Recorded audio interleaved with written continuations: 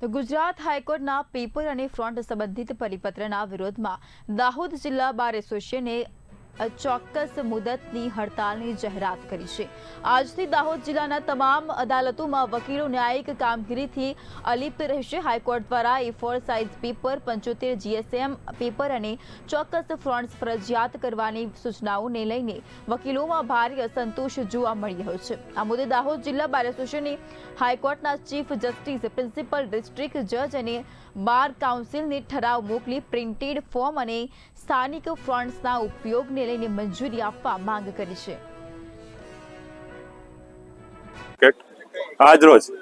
આજે હડતાલ Dahod bar association દ્વારા કરવામાં આવી છે।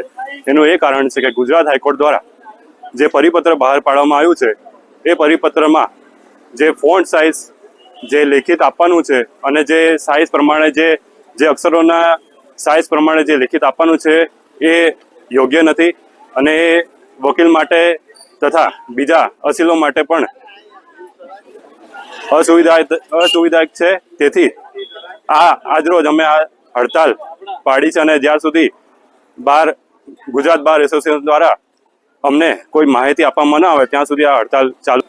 દાહોદ ડિસ્ટ્રિક્ટ બાર એસોસિએશનની આજરોજ હડતાલ છે, કારણ કે પરિપત્ર જે ફોન્ટ માટે અને કાગળની સાઇઝ માટે અને અક્ષરો માટે તેમજ અન્ય માટે બહાર પાડવામાં આવ્યો છે એ સખત મુશ્કેલ કરે એવી પરિસ્થિતિ થઈ છે અને વકીલોને તેમજ લિટિગન્ટોને ખોટા ખર્ચામાં પણ ઉતરવું પડે છે। એટલે એ પરિપત્ર રદ કરાવવા અગર એમાં મોડિફિકેશન કરવું ખૂબ જરૂરી છે।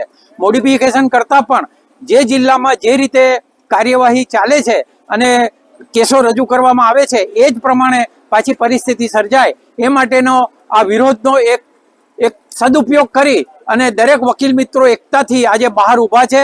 એક પણ વકીલ મિત્ર કોર્ટ કમ્પાઉન્ડની અંદર કે કોર્ટ હાઉસની અંદર પ્રવેશ કર્યો નથી અને જ્યાં સુધી અમને બાર કાઉન્સિલ ઓફ ગુજરાતથી અન્ય કોઈ માહિતી ન મળે ત્યાં સુધી આ બાર દાહોદ જે હડતાલ પર નામદાર ગુજરાત હાઈકોર્ટ દ્વારા જે પરિપત્ર બહાર પાડવામાં આવ્યો છે જે એકાંતરે અસીલોને અને વકીલોને નડતરરૂપ છે। જે ટાઈપની પદ્ધતિ છે, જે ફાઇલિંગ અને રોજિંદી જે અરજીઓ આપવાની હોય છે જે હાથથી લખીને અમે આપતા હતા હવે ટાઈપ કરીને આપવાની રહેશે અને ટાઈપ કરીને જે ફોન્ટમાં આપવાની છે એ ટાઈપ કરવું બહુ અઘરું પડે છે। બીજું કે ઇન્ટરનેટની પ્રોબ્લેમ બી છે, સમસ્યા વીજળીની પણ છે, લેપટોપની પણ દરેક જુનિયરે લેપટોપ વસાવી શકે, હાલની તારીખમાં સાથે લઈને ફરી શકે એ પરિસ્થિતિ નથી, જેથી અમે આ ઉગ્ર આંદોલન કરેલું છે અને તમામ વકીલો અમારા આજરોજ કોઈ પણ કોર્ટ પરિષદમાં ગયા નથી। એટલે આ હડતાલ જે અમારી છે અનિશ્ચિત હડતાલ છે, જ્યાં સુધી ઉપરથી હાઈકોર્ટથી આ પરિપત્ર માટે કોઈ ચોક્કસ લેવામાં નહીં આવે ત્યાં સુધી અમે લોકો હડતાલ મોડિફાય કરવામાં નહીં આવે અથવા તો રદ કરવામાં નહીં આવે ત્યાં સુધી